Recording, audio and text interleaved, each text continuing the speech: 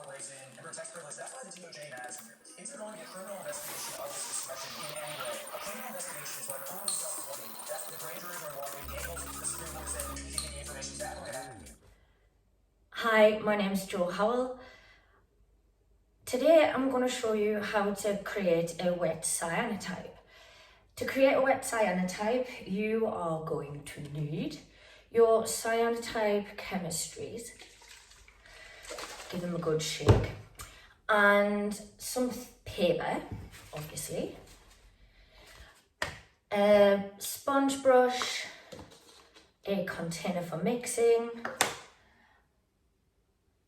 and a load of other things for you to start your chemical reactions on paper. So in my arsenal today I have baking powder, table salt, vitamin C powder, which is actually from doing caffeinol development, but that has an interesting effect. I have some smoked paprika, which hopefully should give some nice red hues. And I've got trusty old brown vinegar. Now you can use white vinegar or anything acidic that you want to try out. But for today, those are going to be the ones that we're going to focus down on. Tiny bit of part A, give it a good shake. Tiny bit of part B, and that's far too much to be honest already. Give it a good wiggle about. And then I'm going to prepare several bits of paper that I can put off to the side to dry off a bit while I look for the different bits and pieces that I might want to use. I am not going to do a full coverage because I might also want to use soap bubbles, and actually I think the soap bubbles look really cool when they're not bang in the middle, when they're kind of disrupting the edge. So there's one done. Let's do this nice and quick. I'm just preparing these few bits of paper, and then I'm going to stick them off to the side while I nip outside and collect some bits of fern, maybe a couple of fuchsia plants, because they've got quite a lot of colour in them, haven't they? And let's see if some of that colour might actually bleed onto the paper. That's the joy of doing experiments. Just have a gun, see how it goes. Nothing ventured, nothing gained, as people say. So I've prepared several plain white pieces of paper, and I think since I have quite a lot of the cyanotype solution left, that I will actually also do some book paper. Waste not, want not. So this is actually what I've got left. It's quite a bit, as you can see. And luckily I have a few books on standby. So you're always taking the risk with books as to what the quality of paper might be. This one is, I think it might be a later print, maybe 60s. And usually I want paper that's older than that because it's made with more cotton rag than newer papers are. Newer papers are just made out of wood pulp. It's full of acid, and yeah, they're just not really great. So usually I would try and find something a little bit older than this, but the paper's not terrible. And it's something that I'm blatantly never ever going to use because it's DIY. And YouTube is for all your DIY needs. Absolutely mad. Do ignore my little tummy. So I'm just going to very quickly do a few of these as well, because I have some cyanotype solution left over.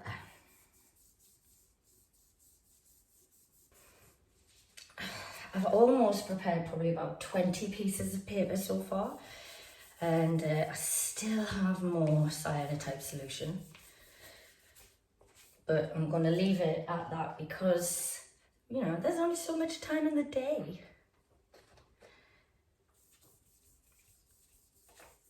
And of course you want to see the wet cyanotype part, which is the most interesting. That's definitely enough. It smells amazing. It's not going to smell amazing when it is mixed with all of the other little bits and bobs. It is going to stink, so just prepare yourself for that. So we have salt, paprika, baking powder, vitamin C powder. Oh my gosh, there's a lot of that. And a toothbrush for some mark making. And I think that's probably about it. So I need to get myself a subject and probably a little drop of water, and then we will be good to go. I have a nice fern, and I'm going to put that face down, and I just want to see what happens with my beautiful fuchsias, but they're going to need to be squished a bit to put them on, so let's do that. The fuchsia itself will actually add a little bit of chemistry to what's going on. Now I'm going to go for vinegar first. I'm going to go for a little bit of salt. I'm going to go for some vitamin C. So I'm already like leaving a little impression of the fern on the paper by just hoiling all of these different bits and pieces on. So I didn't have a lot of vinegar down the bottom here. Vinegar's great because it's going to start activating different bits and pieces as soon as you put it on. Right, I'm going to drop some bubbles on as well, because we want to see what happens with some bubbles. But, you know, it's difficult to control what's going to happen with these. So you might just want to do it, you know, a little bit at a time, like what I'm doing. Okay, so my bubbles are pretty much dead now. I'm just going to flick a load of that on using a toothbrush.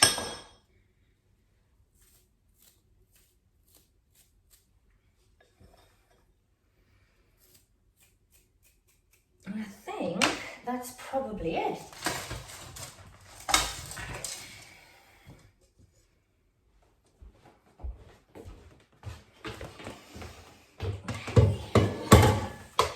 So I'm just going to quickly set up my super expensive exposure unit. Trusty cardboard box. So the trick is one over and one under, and do it the same on opposing sides, and that will give your box rigidity. Okay. Well, not much like, okay. So this is my setup, and while my image is exposing, I will make another one. Ooh. Okay. I've got my pre-prepared paper. I'm going to arrange my different plant objects. And again, you know, give these ones a good squeeze before you're putting them down, because they will also react and do their own thing on the paper. Let's leave that one.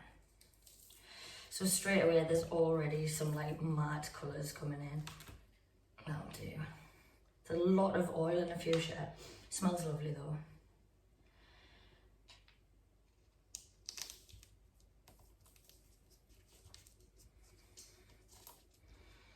Okay. So this time I'm going to flick vinegar on first.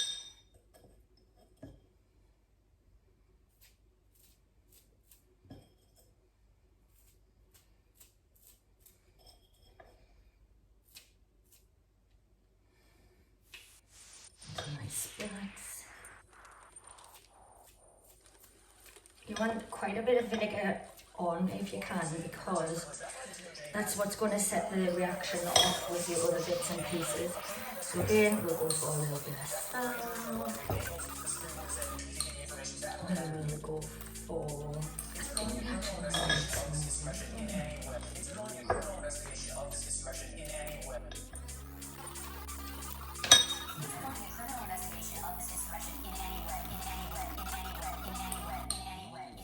wet cyanotype needs to be underneath the UV lamp for a lot longer than a normal cyanotype, and that's because of all the different solutions we've just thrown on. They're going to work best when they're a little bit drier. So not only are you exposing your cyanotype, you're also drying out the other chemistries that you've popped in there. So I'm going to get some lunch, I'm going to leave it on, and then I will be back after lunch and I will show you the end result.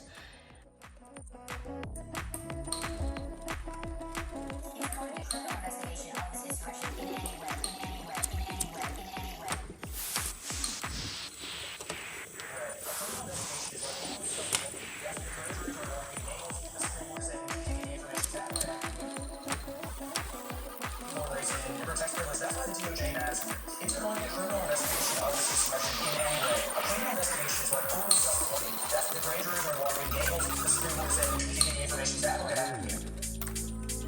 Internal and criminal investigation of this expression in any way. Internal and criminal investigation of this expression in any way. Internal and criminal investigation of this expression in any way. In any way. In any way. In any way. In any way. In any way. In any way. In any way. In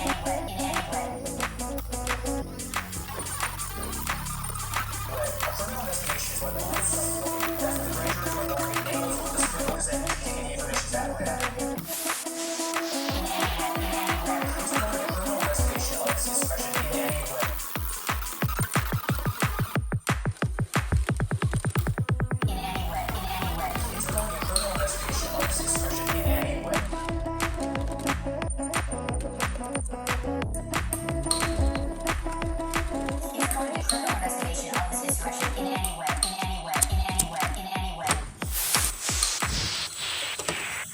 Criminal investigation